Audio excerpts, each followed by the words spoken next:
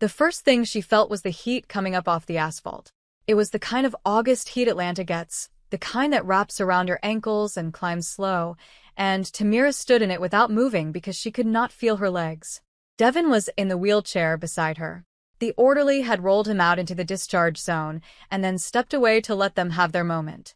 After 14 months of chemotherapy, after 3 surgeries, after nights she had spent on a fold-out chair in his hospital room with her cheek pressed against the side of his bed, after the day she sold her grandmother's pearl earrings to cover the copay, after all of that, Dr. Pendarvis had walked into the room that morning, smiled with her whole face, and said the word remission. Tamira had cried. She had laughed and cried at the same time. She had thanked God in the same breath she thanked the doctor. She had bent down and kissed her husband's forehead, and his skin had been warm for the first time in months, and she had thought, "We did it. We made it through." Then they had brought him outside. Then he had reached for her hand. Then he had pulled her close, close enough that his breath touched her ear, and he had whispered 7 words. 7 words. She heard them. She heard them clearly. There was no question of mishearing. There was no traffic loud enough, no wind, nothing between his mouth and her ear but the small heat of his breath. He said them once. He did not repeat them. He let her hand go. And Tamira Boatwright Garrison, 38 years old, pediatric nurse at Grady Memorial Hospital, granddaughter of a Beaufort midwife, faithful woman, patient woman, the kind of woman who had carried this man on her back through the valley of the shadow, stood in the heat with the world coming apart behind her ribs. She did not let it show. She had practice. She wheeled him to the car. She buckled him in. She drove the 11 miles home with her hands at 10 and 2 on the wheel and the radio off. She helped him up the front steps. She set him in his recliner. She brought him a glass of cold water and a slice of the lemon pound cake Sister Velma had dropped off the day before. She watched him take 3 bites and fall asleep with his head tipped back, his mouth open a little, alive. Then she walked to the back porch, sat down on the top step, and tried to remember how to breathe. 14 months. The fight had taken 14 months from her, and that was just counting from the day of diagnosis. If you counted all the years before, it had taken more. She had been a midwifery student once. She had been 3 semesters away from her certification when Devin had come home and said the mortgage office wanted him in Birmingham for a year, just 1 year, just long enough to set them up. So she had paused her program. She had taken the pediatric nursing job because it paid and it traveled. She had told herself she would go back. And then there was the down payment on the house. And then there was his mother's funeral. And then there was the bathroom renovation. And then he was sick. She had not gone back. The sun was sliding down behind the magnolia in the yard. Out on the street, a child rode by on a bicycle with a streamer flapping. Tamira watched the streamer until it was gone, and then she put her face in her hands. What he had whispered. She would not say it out loud, not even alone. She would not give those 7 words the dignity of being spoken into the air. But they sat inside her chest like a stone, and every breath had to move around them. Her phone buzzed on the step beside her. Lureen.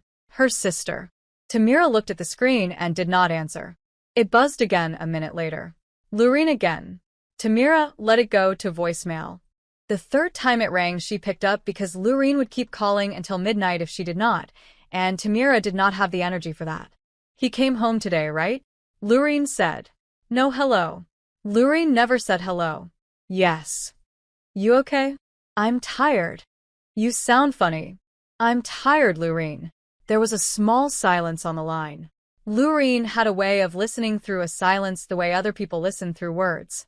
Tamira could feel her on the other end weighing what she had just heard. Tamira. I have to go. He's going to wake up and want supper. Tamira, what happened? Nothing happened. He's in remission. The doctor said remission. That's not what I asked. I have to go, baby. I love you. I'll call tomorrow. She hung up before Lureen could press her. She set the phone face down on the step.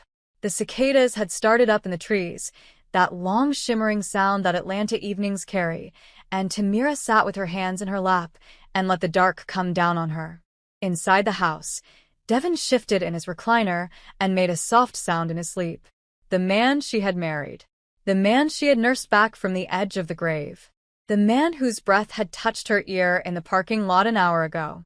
She did not yet know that what he had whispered was only the beginning of the truth. She did not know about the filing cabinet in his office or what was in it. She did not know that her phone, sitting face down on the porch step, was about to ring one more time that night, and that the voice on the other end would not be Lorene's. She did not know any of that yet. She only knew that the man in the chair behind her had said 7 words, and she would have to decide what to do with them before the sun came up. The phone did ring again, just like she did not yet know it would. It rang at 11 minutes past 10. The screen lit up the porch boards. The number was not saved. Tamira looked at it for a long time before she picked it up. She almost did not. But something in her, some thread her grandmother had sewn into her a long time ago, said, "Pick it up, child." So she did. "Hello." There was a pause on the other end. A woman's voice, careful, hesitant. Is this Mrs. Garrison?" "This is Tamira." "Who is this?" Another pause. The woman cleared her throat. "I'm sorry. I shouldn't have called. I just heard he was getting out today, and I'm sorry. Please forget I called." The line went dead. Tamira sat with the phone in her lap. The porch light buzzed above her head. From the kitchen window came the low hum of the refrigerator. She could hear her own pulse in her ears. Who heard he was getting out today? Who heard? She did not move for a long minute. Then she opened the call log and copied the number into her contacts under one word, caller. She set the phone down. She breathed. She had known, in the way wives sometimes know, that there had been a woman before her in his life he had not entirely closed the door on. He used to mention her in the early years, the way a man mentions a story he has practiced. A girl from college. A girl he had almost married before he met Tamira. The girl's name had been Bryce. He had said her name the way you say the name of a town you used to live in. Tamira had never been jealous. She had been raised by Mama Estelle to be a woman of her own ground, and she had stood on her ground. But there had been little things over the years. A second phone he sometimes carried that he said was for work. A way he had of stepping out onto the porch when his phone rang, and stepping back in when it stopped. The way, 2 years ago, he had come home from a conference in Charlotte and not been able to look her in the eye for 3 days. She had let it all be. A wife who tracks every shadow is a wife who finds nothing but shadows. She had decided long ago to live in the light her marriage gave her and not go hunting in the corners. But now there were the 7 words. And now there was the phone call. She got up from the porch step. Her knees hurt. She went into the house. Devin was still asleep in the recliner, his mouth open, his thin chest rising and falling. The TV remote had slipped off the armrest onto the floor. Tamira picked it up and set it on the side table. She stood for a minute and looked at her husband. His face had hollowed during the treatment. His cheekbones stood out. His skin, which had been a warm, rich brown, had gone gray and dry. His head was shaved smooth from the chemo. He was 40 years old and he looked 60, and she had loved him through all of it, and she did not know now if she had loved a stranger. She covered him with the throw blanket from the back of the couch. She did not kiss his forehead. She walked down the short hallway to the room he had used as his home office before he got sick. The door was closed. She had not been in this room in months. While he was in the hospital, she had passed it 100 times and not gone in because the room had still felt like his, and a wife did not snoop in her husband's office while he was fighting for his life. But he was home now, and he had whispered 7 words. She opened the door. The room smelled stale. She turned on the light. The desk was tidy. His old laptop was closed. The filing cabinet in the corner was a small 2-drawer thing in dark wood. He had bought it the year they moved in. He kept it locked. She had asked him once why he locked it, and he had said, "Tax stuff. Baby, you don't want to read tax stuff."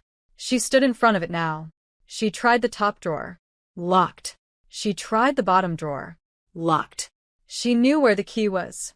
He kept it in a little ceramic dish on top of the cabinet, hidden under a stack of business cards. She had seen him reach for it once when she walked in unannounced, and he had moved his hand away as smooth as a card dealer. She lifted the dish. The key was there. Her fingers were trembling. She held the key in her palm and looked at it and asked herself what she was about to become and what she was about to know. The clock on the desk read 10:34.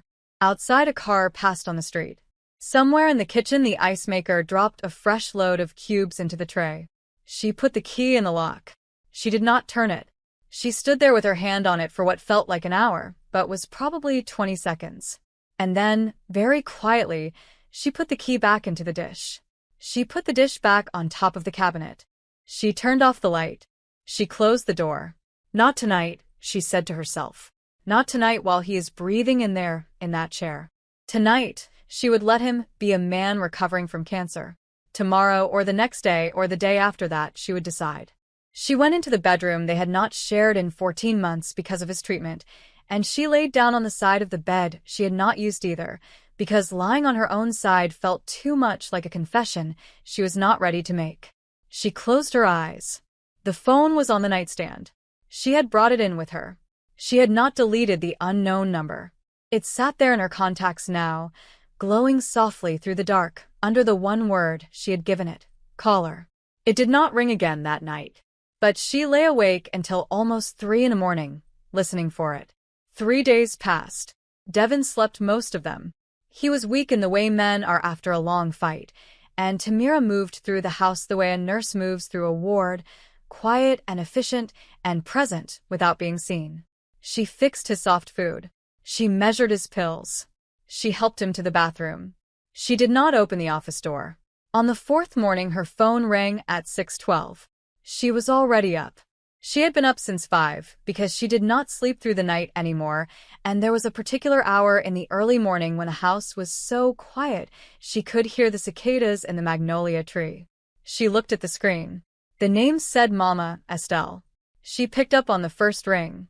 Hey, Grandma. Baby. The voice on the other end was low and easy and carried the gentle drag of the South Carolina coast in it. I had a dream about you last night. Tamira sat down at the kitchen table. The coffee in front of her had gone cold. What kind of dream? I saw you walking in the marsh grass. You were barefoot. You were going somewhere, but you didn't know where. And I called your name, and you didn't hear me. Tamira closed her eyes. Baby, Mama, Estelle said. What is going on up there? Devin came home, Grandma. He's in remission. Praise God for that. That's a mercy.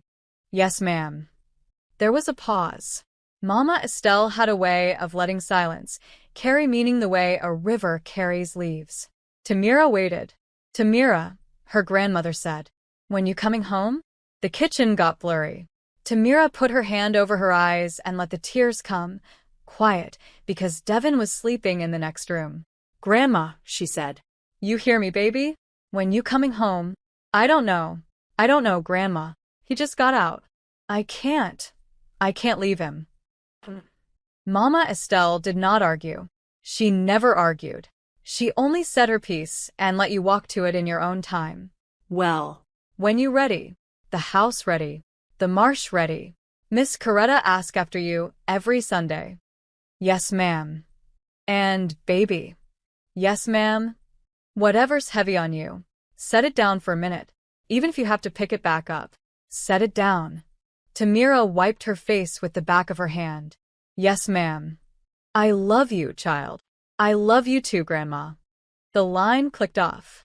Tamira sat with the phone in her hand for a long time. Outside the window, a cardinal landed on the railing and tilted its head and was gone. Mama Estelle, the woman who had raised her after her mother died, who had taught her to catch a baby with her own 2 hands, who had walked her through the marsh and named every plant and bird, who had said when Tamira was 12, Baby, the Lord put healing in your hands. Don't you forget it. Don't you let nobody steal it. Tamira had let somebody steal it. She had not meant to. She had not seen it happen. But here she sat, 38 years old, a pediatric nurse instead of a midwife, in a kitchen she had picked out the cabinets for, with a husband in the next room she was no longer sure she knew. She got up. She poured the cold coffee in the sink. She washed the cup. She dried it. She put it back in the cabinet. She kept her hands moving because if she stopped her hands, she did not know what would happen. The doorbell rang at 9. It was Sister Velma from the church, with a casserole and a bouquet of grocery store carnations, and a face full of love. "Sister Tamira," she said, before Tamira had fully opened the door. "I been praying for you. The whole prayer line been praying for you. I brought you some chicken and rice, and I'm not staying. I just wanted to look in your eyes." Tamira tried to smile. Sister Velma did look in her eyes. Sister Velma looked in them for about 4 seconds, and then she set the casserole down on the side table and put her hand on Tamira's cheek. "Baby," Sister Velma said. "What's wrong?" Tamira tried to say nothing. The word would not come. She opened her mouth, and what came out instead was a sound, a small broken sound, and then she was crying into Sister Velma's shoulder, while Sister Velma rocked her like a child and said nothing at all, because some women know that nothing is the only thing to say. When Tamira could speak again, she sat down on the bench in the foyer, and Sister Velma sat next to her with one arm around her shoulders. "He whispered something to me," Tamira said, "in the parking lot. When they wheeled him out." Sister Velma waited. "He said, 'I never should have married you.'" The words fell out of her mouth and sat on the foyer floor. Tamira had not meant to say them. She had not even said them inside her own head until this moment. Hearing them in her own voice was worse than hearing them in his. Sister Velma's arm tightened around her shoulders. "Oh, baby. I held him. I drove him home. I made him eat. I did all the things, Sister Velma. I did all the things." "I know you did. What do I do?" Sister Velma was quiet for a long minute. Then she said, "First thing you do, you breathe. Second thing you do, you eat. Third thing you do, you let some folks help you. Don't try to carry this by yourself, sister. The Lord didn't make us to carry by ourselves." "Yes, ma'am. And the rest of it gonna come clear in its time." Sister Velma left soon after. She did not ask Tamira any more questions. She did not pry. She did her job, which was to look in a sister's eyes and let her know she was seen, and then she went.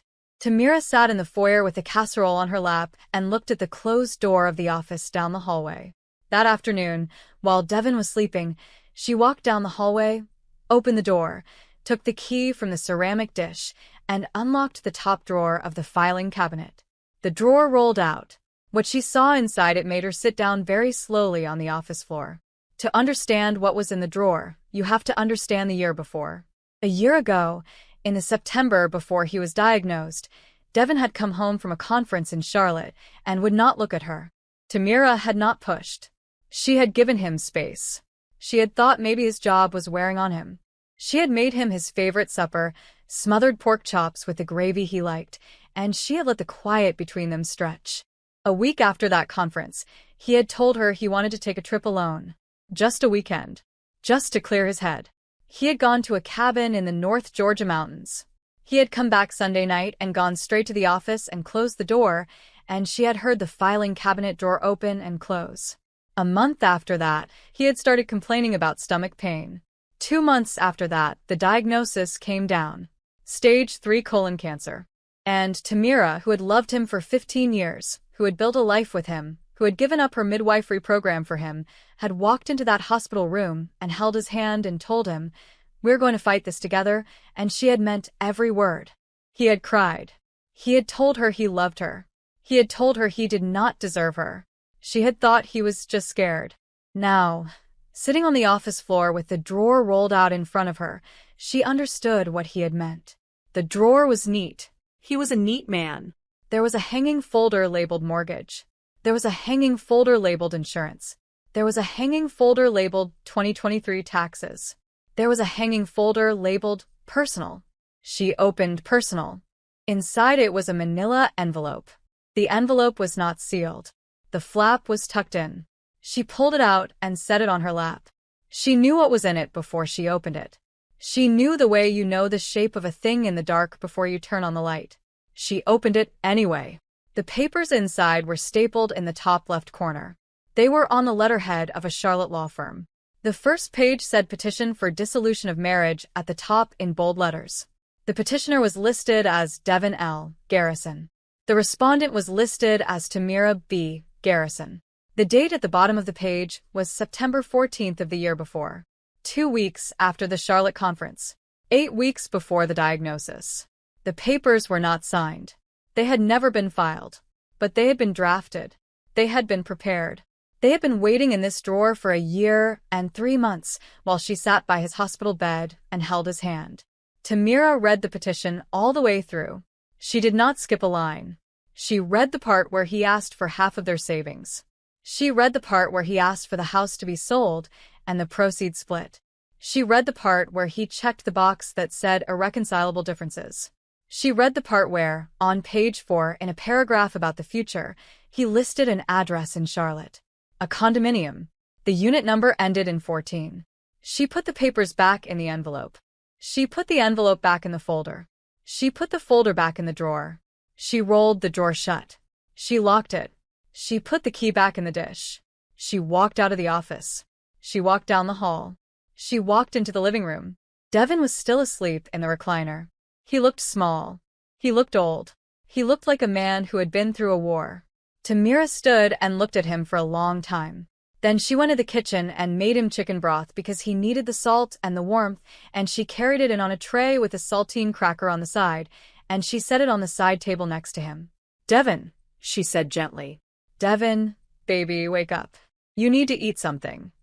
He stirred. He opened his eyes. They were the same eyes she had been looking into for 15 years, and she did not know them anymore. "Hey," he said. His voice was hoarse. "Hey." "I made you broth." "Thank you, baby." She helped him sit up. She held the spoon for him, because his hand was shaky. She fed him 3 small spoonfuls.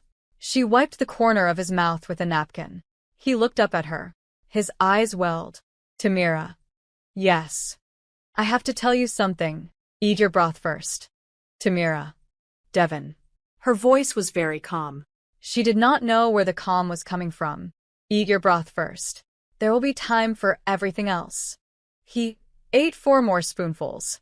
He set his head back against the chair. He closed his eyes. A tear slid down the side of his face and into his ear. "I'm a bad man," he whispered.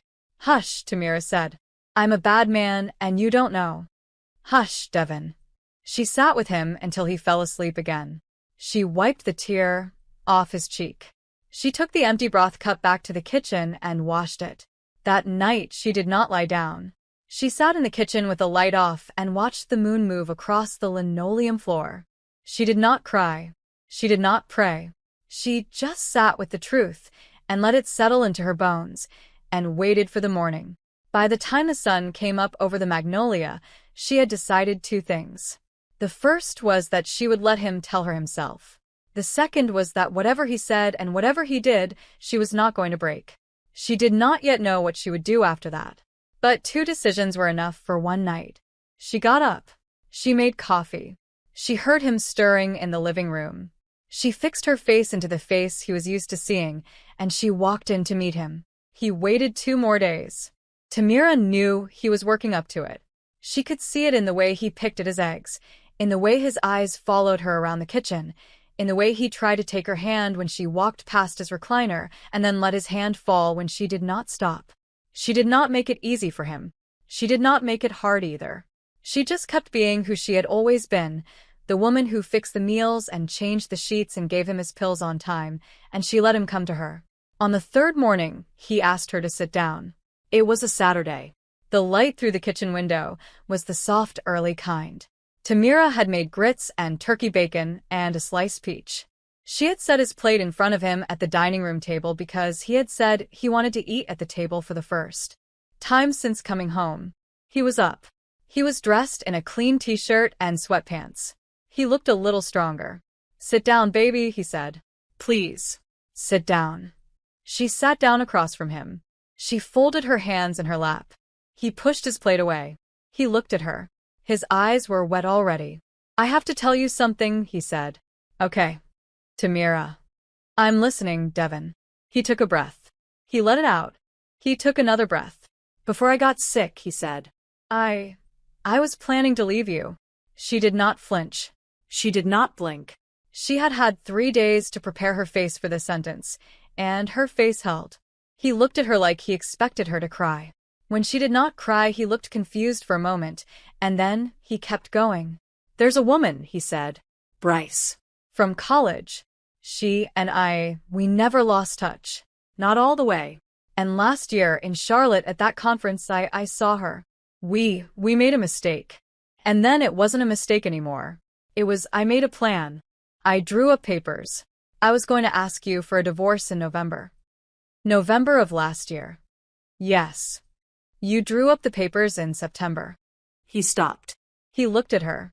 How did you? Keep going, Devin. He looked down at his hands. Then the pain started. Then the doctor called. Then it was cancer. And I knew you'd stay. I knew you'd stay because of who you are. And I let you. I let you carry me through. Tamira. I let you sell your grandmother's earrings. I let you sleep on that fold-out chair. I let you do all of it, knowing what I had in that drawer. She did not speak. When Dr. Pendarvis said remission, he said. When she said the word. I felt clean for the first time in a year. I thought I get to start over. And then they wheeled me out and you took my hand. And I looked up at you and I saw what you had done for me and I had to tell you. I couldn't carry it anymore. So I said, I never should have married you. He closed his eyes. Yes. You meant because I deserved better. Yes. Or because you wished you had married her. He did not answer. She watched him for a long time. He was crying now, soft tears that ran into the lines of his face. He was 40 years old and he looked 60, and he was telling her that the 14 months of her life she had given him had been built on a lie that was older than the cancer. She thought about a lot of things in that minute. She thought about her grandmother's pearl earrings, which she had sold to a pawn shop on Memorial Drive for $240. She thought about the fold-out chair and the smell of the hospital soap on her hands, and the way she had prayed in the chapel on the second floor on the worst night when his fever would not break. She thought about her midwifery program. She thought about the little girls she had not delivered because she had been holding the hand of the man across the table. She did not feel rage. She had thought she would. She had thought, when the truth came out, that there would be a hot rising thing in her chest. But what was there instead was something different, something quieter, something like the moment when a long, long song finally ends and the room goes still. Devin, she said. Yes. I'm glad you told me. He looked up. I'm glad you told me, she said again. Because now I know. And I needed to know. Tamira, I don't expect you to. Hush, Devin. I'm talking now. He hushed. I'm going to ask you to do 2 things, she said. 1. I want you to leave this house by the end of the month. I'll pack your clothes for you because you're not strong enough to do it yourself, and I'll set them by the door. You can call Bryce to come get you, or you can call a cab, or you can call your mother. I do not care which. Tamira? 2. You're going to sign those papers. The ones in the drawer. You're going to sign them and file them. And when the house sells, I do not want half. I want all of it. Because I sat in this house alone for 14 months and waited for you to die or live, and I do not owe you half of anything. He opened his mouth. 3. She had said 2, but there was a third. You are never, in your life, going to tell anyone what I did for you. Not your new wife. Not your mother. Not your pastor. You are going to carry what I did for you in the dark, by yourself, for the rest of your days. That is your portion. He was crying harder now. He nodded. Eat your grits, she said. They're getting cold. She got up. She walked into the bedroom. She closed the door. She sat down on the edge of the bed. And then, for the first time in 14 months, with the door closed and her face in a pillow so he could not hear her, Tamira Boatwright Garrison cried until she had nothing left. When she was done, she washed her face. She picked up her phone. She called her grandmother in Beaufort. Grandma, she said when Mama, Estelle picked up. I'm coming home. I know, baby. How do you know? I told you. I had a dream. Tamira laughed. It surprised her, the laugh. It was a small one, but it was real. I'll be there in 2 weeks. The house ready? Yes, ma'am. I love you, child. I love you too, Grandma. She hung up. She walked back into the dining room. Devin had eaten the grits. He was sitting with his head down. She did not speak to him. She did not need to. The conversation was done. She went out onto the back porch and sat on the top step where she had sat the night he came home from the hospital. The magnolia was still there. The cicadas were starting up. The light was soft. And inside Tamira, very quietly, something that had been bent for a long time started to straighten. 2 weeks. She gave herself 2 weeks. She did not waste them. That was not in her nature. Tamira had been raised by a woman who did not waste hours, who said the Lord gave you daylight to use and the night to rest, and Tamira moved through those 2 weeks like a woman with a list. She packed his clothes first. She did it on a Tuesday morning while he was in the living room watching the news. She folded each shirt the way she had folded them for 15 years, neat squares, and she stacked them in 2 suitcases and a duffel bag. She packed his shoes. She packed his belts. She packed the watch his father had given him before his father died, because that was his, and she would not be the kind of woman who held a man's things hostage. She set the suitcases by the front door. She did not pack his books. The books had been hers as much as his. She kept the books. He saw the suitcases when he walked past them on his way to the bathroom. He stopped. He looked at them. He looked at her. "End of the month," she said. "Like I told you." He nodded. He did not argue. He had not argued about anything since the morning at the dining room table.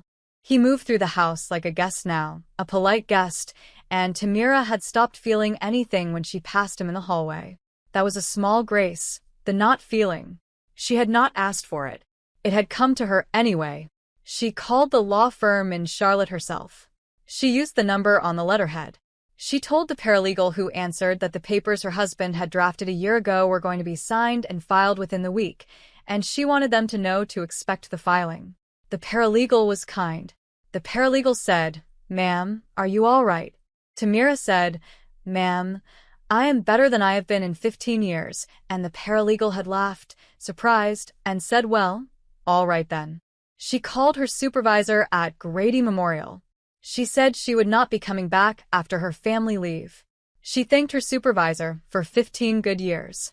Her supervisor cried a little on the phone. Tamira said, "Lori, please don't cry, I'm fine. I really am fine." And she meant it. She called her sister.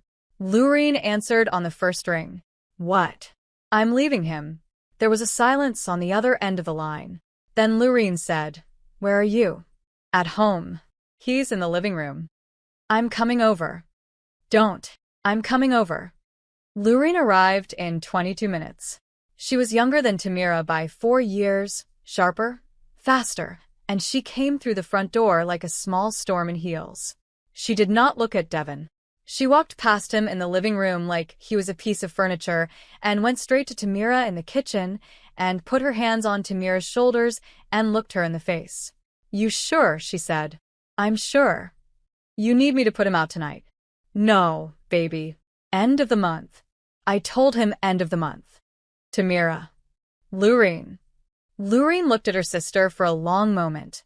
Then she pulled her into a hug that lasted long enough to count for everything she had wanted to say for 15 years and had not said.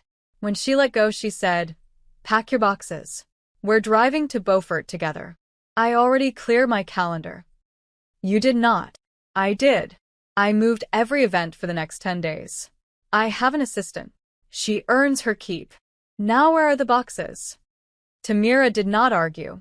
She had not known how much she needed her sister until her sister was standing in her kitchen, refusing to leave. She got the boxes from the basement. The two of them packed the house together. Lurene talked the whole time, the way she always had, about nothing and everything, about the cousin in Macon who had bought a Tesla, about the woman at her gym who kept stealing her favorite treadmill, about the new restaurant on Cascade that did a peach cobbler so good it would make you cry. She did not ask Tamira a single hard question.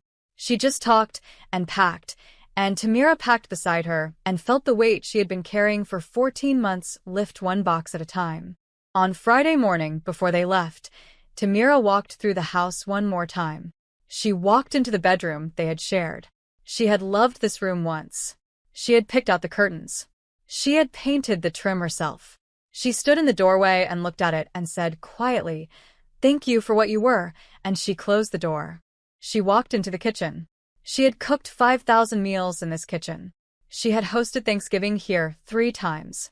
She stood at the sink for a minute and then she said, "Thank you for what you were," and she walked out. She walked into the office last. Devin was in there. He was sitting at his desk. The drawer was open. The manila envelope was on the desk in front of him. The papers were out. There was a pen in his hand. He was signing. He did not look up. She watched him from the doorway until he was done. He signed every page where the little tabs said "sign here." He set the pen down. He looked up at her. His eyes were wet. "It's done," he said. "Thank you, Devin." "Tamira?" "Don't." He didn't. She walked over to the desk. She picked up the papers. She slid them into the envelope. She put the envelope in her purse. "Goodbye," she said. "Goodbye." She walked out of the office. She walked down the hallway. She walked out the front door. Lureen had the car running in the driveway. Tamira got in. Lureen pulled out and turned south. Atlanta in late summer, the kazoo hanging over the highway, the heat shimmering on the asphalt. Tamira watched the city go by through the passenger window. Her phone was off. Her purse held the papers. Her sister was driving. The radio was playing an old Aretha song she had not heard in years. "You okay?" Lureen said. "I'm okay." "You sure?" "I'm sure." She was. She did not know how. She did not know yet what was waiting for her in Beaufort beyond her grandmother's arms and the marsh and the small white house at the end of the dirt road. She did not know about the empty building beside Miss Coretta's bakery. She did not know about Imani Pinckney Drayton, who would not be born for 10 more months, but who would change everything when she came. She only knew that the car was moving south, and that the song on the radio was a song her grandmother used to hum in the kitchen, and that for the first time in a long, long time, the road in front of her belonged to her. The drive from Atlanta to Beaufort was 5 hours when nobody was speeding and 6 when somebody was. Lureen was a somebody. She drove with one hand and talked with the other, and Tamira let her because Lureen talking was a kind of medicine, and Tamira needed medicine. They stopped twice. Once in Macon for gas, where Lureen bought Tamira a peach milkshake from a Chick-fil-A and made her drink the whole thing. Once in Walterboro for a bathroom and a sweet tea. The second time, Tamira walked behind a gas station to where there was a strip of grass and a single oak tree, and she stood under the oak and let the wind move through her hair and felt the air shift. The air shifted around Walterboro. It always had.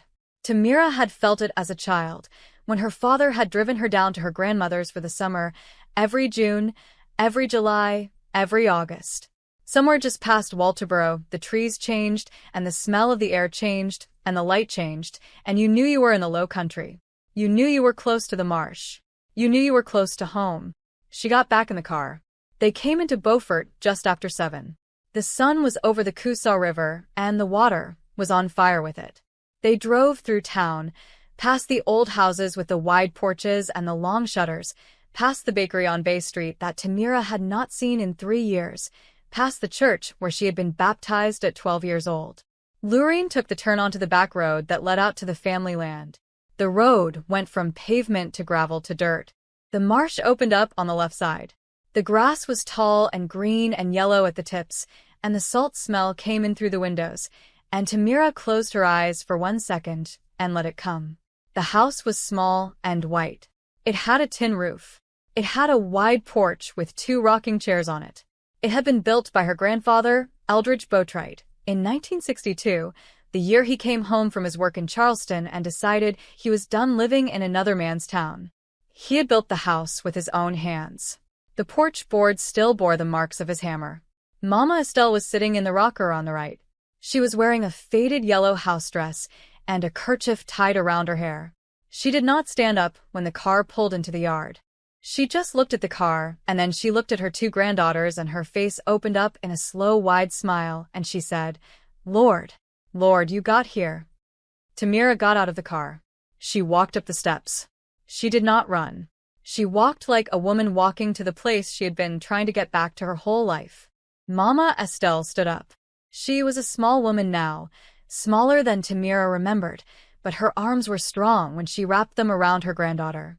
She smelled like she had always smelled, like cocoa butter and lavender and a little bit of wood smoke, and Tamira put her face in her grandmother's neck and breathed. "You home, baby," Mama Estelle said. "You home." Yes, ma'am. You crying? Yes, ma'am. That's all right. Cry. We got time. They stood on the porch like that for what felt like a long time, and what was probably a minute. Lurene came up the steps with the suitcases. Mama Estelle hugged her too, hard, because Mama Estelle did not believe in soft hugs. Come in house, Mama Estelle said. I got butter beans and rice. I got cornbread. I got peach cobbler. Come in, come in. The house smelled like everything she had said. The kitchen was warm. The dining room table had been set for 3. There was a small glass jar of cut hydrangeas in the middle of the table. The plates were the old blue plates Tamira remembered from when she was 8. They ate. Nobody said much. The food said it. The peach cobbler was perfect. Mama Estelle did not ask any questions. Lurene did not press. Tamira ate until she could not eat any more, and then she sat back in her chair and looked at the 2 women across from her and said, I missed this. I know you did, Mama Estelle said. After supper, Lurene washed the dishes. Tamira and Mama Estelle sat on the porch in the rockers. The frogs had started up in the marsh. The light was the deep blue that came right before the dark.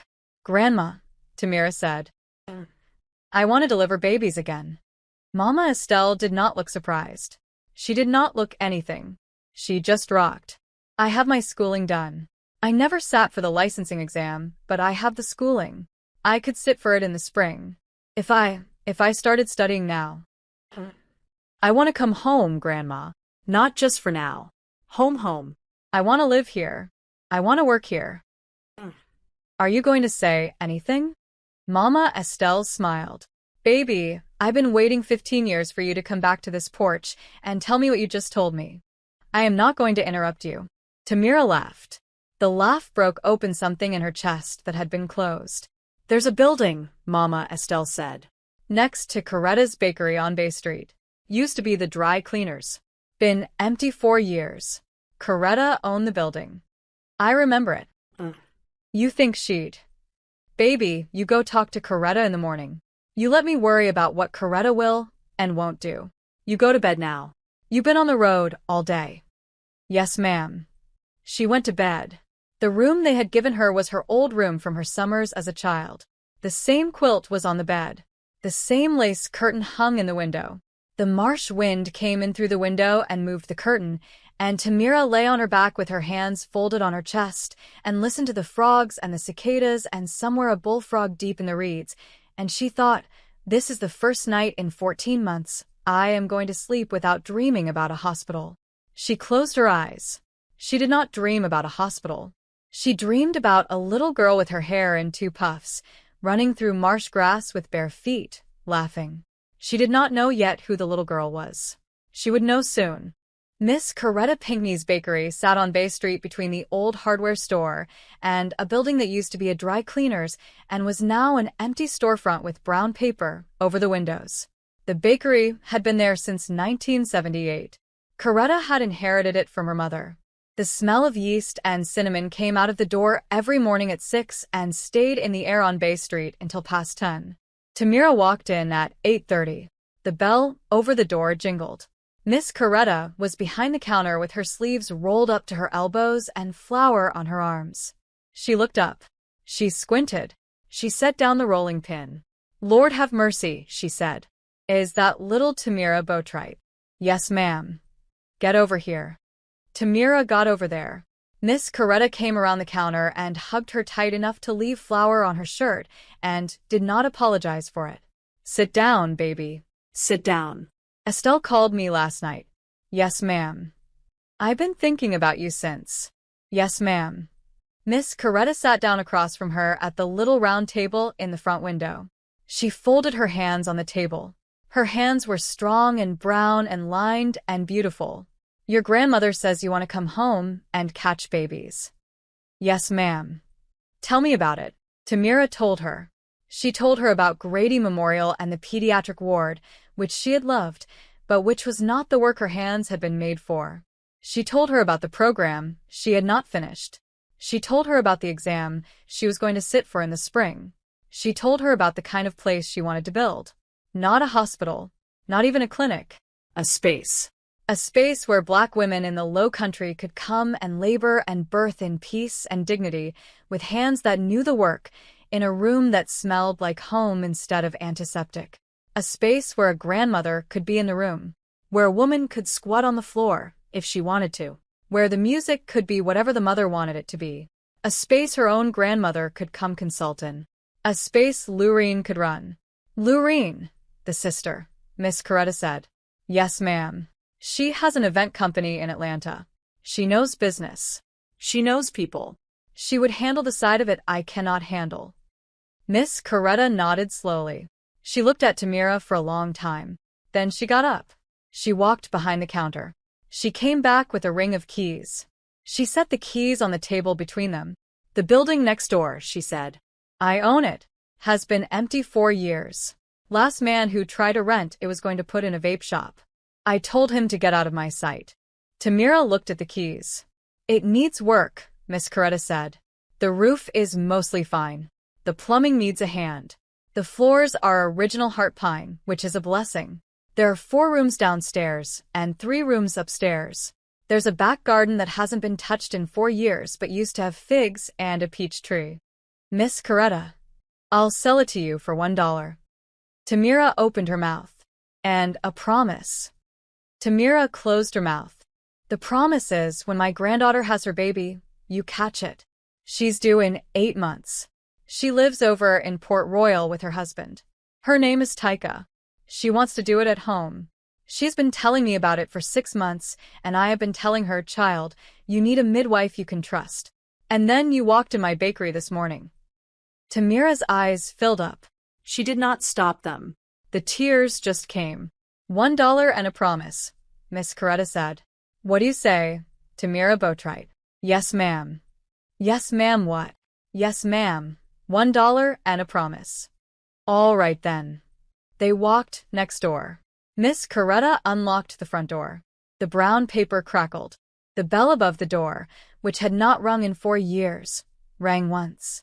The smell inside was dust and old wood. The light came through the front window in a long, slanted bar. The floors were heart pine, and they were dirty, but they were beautiful. Tamira walked through the building. Slow. Room by room. She stood in the front room and saw a waiting area, with rocking chairs and a small fountain and bookshelves of books for the mothers who came in. She stood in the back room downstairs and saw a birthing suite, with a tub for water birth with a soft bed, with windows that looked out into the back garden. She stood upstairs in the big room and saw a classroom where she would teach prenatal classes and breastfeeding classes, and where the church mothers would come and tell stories. She stood in the back room upstairs and saw an office where she would keep her files, where Lurene would sit when she ran the books. She stood in every room and she saw it. Miss Coretta watched her from the front doorway. When Tamira came back out to the front, Miss Coretta was wiping her eyes with the corner of her apron. You been seeing it, ain't you? Yes, ma'am. Estelle said you would. My grandmother is a witch. Miss Coretta laughed. It was a big rolling laugh that filled the dusty room. Don't let the AME ladies hear you say that. Your grandmother is a midwife. That's worse. They walked back to the bakery. Miss Coretta wrote out a bill of sale on the back of a receipt. Tamira gave her a $1 bill from her wallet. Miss Coretta signed. Tamira signed. They both signed it in front of the front window with the sun coming through. They had no witnesses except a customer who had walked in for a cinnamon bun and ended up signing as witness with cinnamon sugar on her fingers. Tamira walked back to the car. Lurene was waiting in the driver's seat with her phone in her hand, watching her sister come down the sidewalk with a ring of keys. What? Lurene said. We have a building. What? We have a building, Lurene. Miss Coretta sold it to me for $1. Lurene put her phone down. She got out of the car. She put both hands on her sister's face. She said, Tamira Boatwright, what have you done? I think I started a midwifery practice. Oh, Lord. Yes. Oh, Lord. Yes. Lurene pulled her into a hug right there on Bay Street with the bakery bell jingling and somebody's car horn going off and a child on a bicycle ringing a bell. They stood there in the middle of the sidewalk and held onto each other and laughed and cried in the way that only sisters can do at the same time. A man walking by tipped his cap. He did not stop. He just tipped his cap and kept walking because in Beaufort, when two women are crying and laughing on the sidewalk, you do not interrupt. You tip your cap and you let them have their moment. Tamira and Lurene drove back to the house. They told Mama Estelle. Mama Estelle did not look surprised. She had been waiting on this morning the way some people wait on a sunrise they have seen coming for hours. Get to work then, Mama Estelle said. The Lord don't give you a building to stand around looking at. They got to work. The next 4 months passed faster than any 4 months in Tamira's life. There was the licensing exam to study for. There was the building to clean and paint. There was the plumbing to fix and the roof to patch. There was Lurene setting up the LLC and the insurance and the website and the social media. There was the day they hung the new sign on the front, a wooden sign with a sun rising over a marsh and the name of the practice painted on it in a deep blue. The name had been Tamira's choice. She had thought about it for a week before she told anyone. She called it the Betrayal House. She did not put Garrison anywhere. She had given that name back. She had filed her own paperwork in the Beaufort County Courthouse in October. She was Tamira Betrayal again. The first time the clerk had called the name out in the waiting area, Tamira had not at first realized the clerk was calling her because she had not heard her own name in 15 years. She had not heard her own name. That was the thing she sat with in the rocker on the porch that night, with the frogs in the marsh and the moon over the water. She had not heard her own name in 15 years, and she had not known. She knew now. And there was still one more thing the story had not given her. There was still a little girl with her hair in 2 puffs running through the marsh grass in her dream, and Tamira did not know yet who that little girl was. But she would know. She would know in the spring. The licensing exam was in March. Tamira passed it. Lurene threw a small party at the house with sweet tea and a sheet cake from the bakery that said "Congratulations, Midwife Tamira" in shaky blue icing. Mama Estelle sat in the kitchen and pretended she had never doubted her granddaughter for a second. Miss Coretta wore lipstick. The first baby Tamira delivered at the Betrayal House came in April. A young woman from St. Helena Island named Deja, with her mother and her aunt in the room with her and a playlist of old gospel hymns playing low on a Bluetooth speaker. The baby was a boy. He came out screaming. Tamira caught him with her own 2 hands the way her grandmother had taught her on a doll 26 years ago in the kitchen of the White House on the dirt road, and when he took his first breath she laid him on his mother's chest, and she stepped back and she said, "Well, hello, sweet boy," and she did not realize until later that her face was wet. She delivered 4 more babies in April and May. She and Lurene had a rhythm now. The Betrayal House was open 3 days a week for prenatal visits and on call always for labor. The waiting room had the rocking chairs and the fountain and the bookshelves she had seen in her mind the first morning. The back room had the tub and the soft bed and the windows looking out into the back garden, which had been cleared and replanted, and where the old fig tree had decided to live again and was pushing out little hard green figs. In late May, Miss Coretta brought Taika by for her last prenatal visit. Taika was 24 years old, the granddaughter of Miss Coretta, the niece of Sister Velma's cousin's wife, the great-niece of half the church. She had a round, soft belly. She had a quiet smile. Her husband worked at the Marine base in Port Royal and was a good man, Miss Coretta had said, a man who washed dishes without being asked, which was the highest praise Miss Coretta gave. Taika sat on the soft bed in the back room. Tamira measured her belly. She listened to the heartbeat. She felt the baby's position with her hands, slow and gentle, palm flat on the firm round shape of Taika's stomach. "She's head down," Tamira said. "She's ready when she's ready." "You think it's this week?" "I think it's this week. Aunt Coretta keeps saying it's tonight." "Aunt Coretta knows everything," Tamira said. Taika laughed. It was a good laugh. The kind of laugh a woman about to have a baby needs to be able to do. "What are you going to name her?" Tamira asked. "Imani," Taika said. "It means faith." "I know what it means. My grandmother picked it. Your grandmother knows." That night the phone rang at 1:46 in the morning. Tamira was already half awake. She picked up. "Tamira." "Miss Coretta." "Her water broke 20 minutes ago. They driving over now." "I'm on my way." She got dressed in the dark. She did not turn on the lights. She had laid out her clothes the night before because she always did, because that was what her grandmother had taught her. You sleep in the kind of preparation that lets you wake up and go. She brushed her teeth. She tied her hair back. She drove the 8 minutes from the house to Bay Street. The night was warm. The marsh was loud with frogs. The moon was almost full, and it was sitting low over the river. Tamira parked behind the building. She let herself in the back door. She turned on the soft amber lights in the birthing room. She lit one candle in a glass jar. She filled the water pitcher. She washed her hands twice, all the way up to her elbows, the way her grandmother had taught her in the kitchen sink of the white house on the dirt road, while singing, "Lord, lift me up where I belong," twice through, which was the right amount of time. Taika came in at 2:10. She was breathing through the contractions. Her husband was with her. Miss Coretta was with her. Mama Estelle had said she would not come, because Mama Estelle believed a birthing room should not be too crowded, and that the only people who needed to be there were the mother, the husband if she wanted him, the grandmother who carried the line, and the woman whose hands were going to catch the child. She had said, "Baby, I taught you. The work is yours now. I will sit on the porch and wait for the phone call." So it was Taika and her husband and Miss Coretta and Tamiro in the room. The labor was 8 hours. It was not an easy labor. It was not a hard one either. It was the in-between kind, the kind that takes its time and asks the mother to find her breath and asks the room to stay calm. Taika walked the room for a long stretch. Taika sat in the tub for a long stretch. Taika held her husband's hand. Taika said the word ouch about 400 times.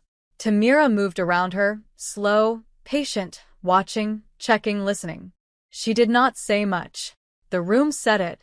At 9:41 in the morning, on a Tuesday in June, with the sun coming through the back window of the Boatwright house and the figs on the tree outside swelling toward summer, Imani Pinkney Drayton came into the world. She came fast at the end. She came with one strong push and a small high cry, and her grandmother Miss Coretta sang praise Jesus, over and over again. Tamira caught her. She was warm and wet and small and perfect. She had a thick head of black hair that was already curling on her wet little head. She had her father's nose and her mother's mouth. Tamira laid her on Taika's chest. She watched Taika look at her daughter for the first time. She watched the husband cry, without making a sound. She watched Miss Coretta sit down hard on the chair by the window because her knees would not hold her up. She let the room be the room. After a while she went outside, into the back garden, to give them a minute. She walked over to the fig tree. She put her hand on the trunk. The bark was rough and warm from the sun. She closed her eyes. She thought about the parking lot. She let herself think about it. All the way, the heat coming up off the asphalt and the 7 words, and the way she had not been able to feel her legs. She thought about the fold-out chair. She thought about the pearl earrings. She thought about her face in a pillow on the edge of a bed. She thought about all of it. And then she let it go. Right there, with her hand on the fig tree, in the back garden of the building that was hers, on the day she had delivered Miss Coretta's grandbaby, she let it go. Not forgot. Not erased. Just let it go, the way you let a stone slip out of your hand into deep water. She heard the back door open. Lurene had come. Lurene always came when a baby came, because Lurene was the Annie of the practice, and Lurene had to see every baby within the first hour or she would not stop calling. "Where's she?" Lurene said. "Inside. On her mama." "Praise God." "Yes." Lurene looked at her sister. Lurene had a way of seeing things that Tamira had not yet said. She walked over to the fig tree. She put her hand next to Tamira's on the trunk. "You okay?" she said. "I am okay." "You sure?" "I am sure." She was. She walked back into the house. She washed her hands. She went back into the birthing room. Taika was nursing already. Miss Coretta had stopped crying and was holding her great-granddaughter's tiny brown foot in her hand and shaking her head like a woman who has seen a miracle she did not order. "Sister Tamira," Miss Coretta said, "look what you did. Look what Taika did. I'm gonna look at both." Tamira sat down in the chair by the bed. She let the morning be the morning. She did not yet know that the dedication of the wellness center, the formal one with the pastor and the church and the whole community, was scheduled for the following Sunday. She knew about it. She had not let herself think about it. She had been afraid that if she thought about it too hard, she would not be able to stand up at the front of the room and speak. She was about to find out that she could. The dedication was on a Sunday in late June. Lurene had planned it. Of course Lurene had planned it. Lurene planned weddings for a living, and she had treated her sister's wellness center dedication like the wedding of a very particular bride. There were white folding chairs set up in the back garden of the Boatwright house, under a white tent in case it rained. There were bouquets of marsh grass and white roses on every other chair. There was a long table on one side with sweet tea and lemonade, and a cake from Miss Coretta's bakery that was 3 tiers high and had hibiscus flowers piped down the side in real buttercream. The whole town came. Not the whole town, but it felt like the whole town. The pastor came. Pastor Lemuel Hargrove had driven down from Atlanta from New Bethel AME because Tamira had called him in February and asked him if he would, and he had said, "Baby girl, I have not been to the Low Country in 20 years. You do not have to ask me twice." Sister Velma had come with him. She had brought a card she had been working on for 3 weeks. The whole prayer line from New Bethel had sent a banner. Dr. Pendarvis came. Tamira had not invited her. Lurene had. Dr. Pendarvis had driven down from Emory in a navy blue dress and a kind smile, and she had stood in the back of the tent and clapped her hands together when she saw Tamira and said, "Look at you. Look at you, Miss Boatwright." Just Tamira. Just Tamira, then. Mama Estelle was in the front row. She was wearing her good cream-colored dress and a hat with a small bunch of fabric magnolias on the brim. She had her good cane. She had her good shoes. She was not crying, but her mouth was set in the proud, trembling line of a woman who is not going to cry only because she had decided not to. Miss Coretta was there. So was Tyka, with Imani sleeping against her chest in a soft wrap. So was Tyka's husband. So was Deja from St. Helena Island, with her little boy from April. So was every woman in the Low Country who had ever heard her grandmother's name spoken with respect. The pastor stood at the front. He had a microphone. He cleared his throat. He looked out at the crowd in the back garden of the Boatwright house, and he said, "Saints, we gather today to dedicate this place to the Lord and to the women of this community. We gather to thank God for the hands of Sister Tamira Boatwright and the hands of Mama Estelle Boatwright before her, and the hands of every midwife who has caught a baby on this land since before this town had a name. We gather to ask the Lord's blessing on every birth that comes through these doors. We gather to say, this is a good thing, and the Lord has done it." The crowd said amen. Then he turned to Tamira and he said, "Sister Tamira, the microphone is yours." Tamira had written something. She had a folded piece of paper in the pocket of her dress. She took it out. She unfolded it. She looked at the words on the page. She looked at the crowd. She looked at her grandmother in the front row. She looked at Lurene standing off to the side with her phone in her hand and her eyes shining. She looked at Imani sleeping in the wrap against Tyka's chest. She folded the paper back up. She put it back in her pocket. She did not need it. "I had a speech," she said. "I had a real nice speech. Lurene helped me write it. It had 2 scriptures and a Maya Angelou quote and a joke in the middle. I want you to know I'm not going to give it. I'm sorry, Lurene." Lurene waved her hand. "Do you, baby?" The crowd laughed. "I'm going to tell you something simple instead," Tamira said. "A year and a half ago, I was in a place I did not want to be in, and I did not know how to get out of it.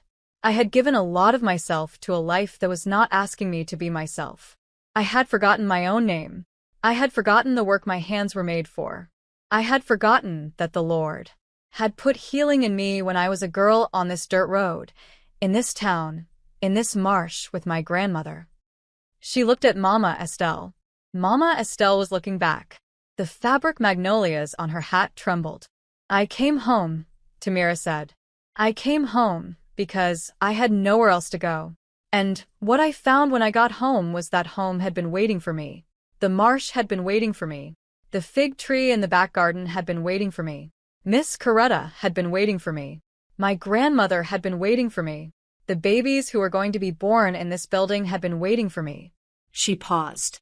The crowd was very quiet. "I want to tell you the name of this place is the Boatwright House. I want to tell you why. It is not just for me. It is not just because I gave back my old name and took my own name again.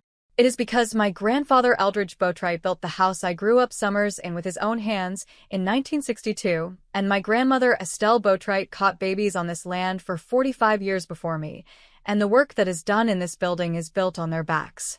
Their names are on this sign with mine. You cannot see them on the sign, but they are there. Anybody who comes through this door is walking under the names of those two. She looked at Mama Estelle.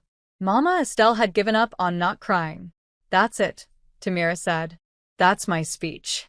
Y'all come eat.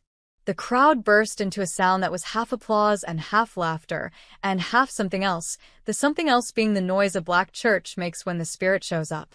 Pastor Hargrove was wiping his face with a handkerchief. Sister Velma was hollering. Miss Coretta was hollering louder than Sister Velma because it was her hometown and her bakery, and she would not be out-hollered. Lurene came over. She put her arm around Tamira. They watched the people start to move toward the food table. Imani made a small sound in her sleep. Taika smiled. Dr. Pendarvis was talking to Mama Estelle about something, and Mama Estelle was patting Dr. Pendarvis on the hand the way she patted everyone she had decided was a good woman. You did it, baby, Lurene said. We did it. You did the speech. I did the cake. That's fair. Tamira leaned against her sister. The marsh wind moved through the back garden. The fig tree swayed a little. The light was the soft gold of a low country afternoon. She thought one last time very briefly about the parking lot. The parking lot felt like it had happened to a different woman. A woman she had loved once and let go of with grace. A woman who had carried a man through a sickness because that was what her love had told her to do, and who had been told 7 words in a parking lot and had taken those 7 words and had not let them kill her. A woman who had instead let those 7 words become the door she walked through. She had not been broken by them. She had been planted by them. There was a difference. The pastor was at the food table now. He was eating peach cobbler with a plastic spoon.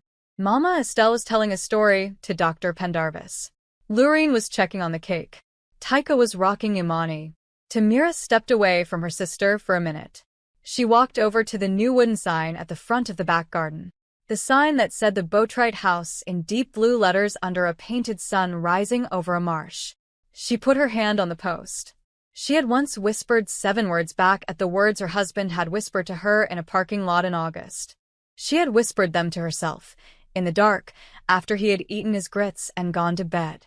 She had never said them out loud to anyone. The words were these: I will be okay without you. She had not been sure of them when she said them. She had said them as a prayer. She had said them as a hope. She had said them as a small bet against a future she could not yet see. Standing now with her hand on the signpost, with the sun coming through the marsh grass and the people she loved laughing behind her, she said them again. Out loud, this time. Quiet. Just for her.